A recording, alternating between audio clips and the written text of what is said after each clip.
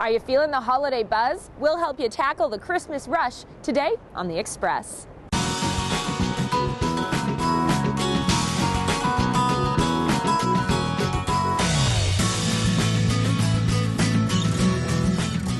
On today's show, the design and the colors kept going around and around in my head. Ron Horsefall's handmade holiday gifts. Burning off Christmas calories at the velodrome. Train 5-7 days a week. How about a scarf? Surrey students giving back on the downtown east side. Merry Christmas. Back to the point. A new in-house. A little hockey holla with the Vancouver Giants. On Van Uvenhausen. These socks, my grandma knit them. See that and more local expression. I gave them a hat, and one of the ladies told me that you have no idea how much this means to me. It was just like that simple. Welcome to the Express. I'm Johanna Ward in downtown Vancouver. Have you finished your Christmas shopping yet?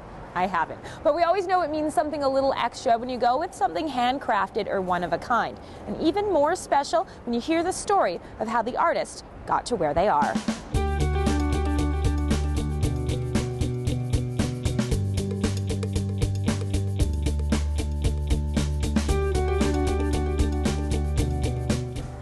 And the technique that I use is the gourd peyote stitch.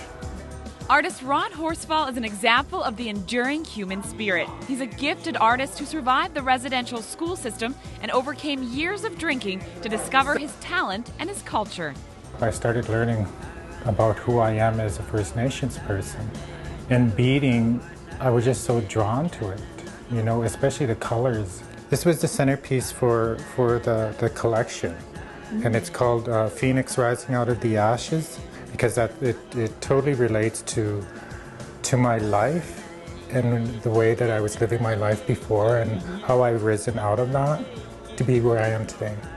Ron began his amazing collection of 18 pieces after he successfully applied to the Downtown Eastside Small Arts Grants Program. The grant came along and it made me more accountable and responsible for my artwork. And it boosted my self-esteem. You know, I was finally able to call myself an artist. The grant program is a partnership between Carnegie Centre and Vancouver Foundation. Ron was given $1,000 to develop his beadwork, and he actually produced a portfolio of multiple boxes of beaded artwork. He's one of the 67 artists who is trying to take his art to the next level. And this past year, Ron had the confidence to show his work at the Carnegie Centre.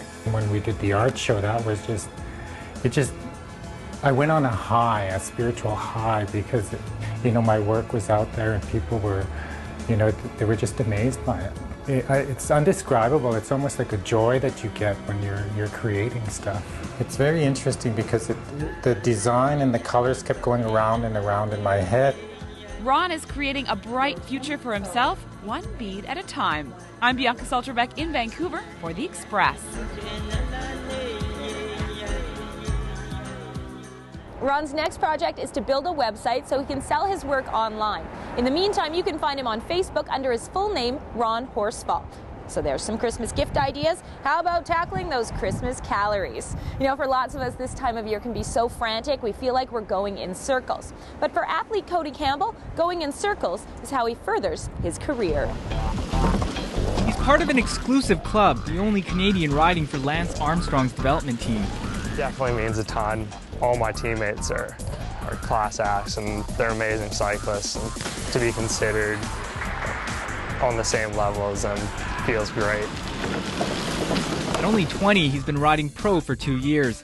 The first race that I did, Lance was following us in our team car, so that added a bit of nerves to the situation. This year I went to the Tour of Qatar and Tour of Oman in the Middle East. We've won the Espoir Paris-Roubaix over in France 2 years in a row. As a junior, he clinched 5 national titles. He was doing races that were at the Pro Tour, Tour de France level against some of the veterans that would do Tour de France. Of course, the competition, the higher the level you get, the harder it is. And he's still very young at 20 years of age, so he's got quite a few more years left. And all this experience is just good things in the bank for him for the future. Whereas the past involved 5 nationals, Cody hopes the future will bring 5 rings. I definitely want to get to the Olympics. I think 2016 down in Rio de Janeiro is probably my best shot right now. To get there, he'll do what he's always done. Train 5 to 7 days a week, anywhere from 1 or 2 hours a day to 5 or 6 hours a day. Living like that, he knows sacrifice just as well as victory. When all my friends are going out on weekends partying and stuff, you kind of have to watch yourself, and because you know you got to train the next day and get to bed early, and definitely watch nutrition, and it's a big part of it. It's all been worth it, he says. It's definitely a good opportunity to push yourself and see what you can do, and you set goals, and when you achieve those goals, it definitely feels great. In Burnaby, I'm Peter Kim for The Express. You can watch Cody on Monday, December 27th at the Saputo Burnaby 4. It's happening at the Burnaby Velodrome, and it's being billed as the largest and most prestigious international track race ever to be held in Canada. Pretty awesome. You're watching The Express, and stay with us because we have more local stories coming up. Come on, Mill. Want a powder? After the break, the SPCA visits Chief McKenna Elementary. This is Gizmo. Merry Christmas! Surrey students give back on the downtown east side. Take a bag. Yes, please. Thank you. You're watching local TV on The Express. Scarf. And then there's these socks. My grandma knit them. Like those. They'll keep you warm.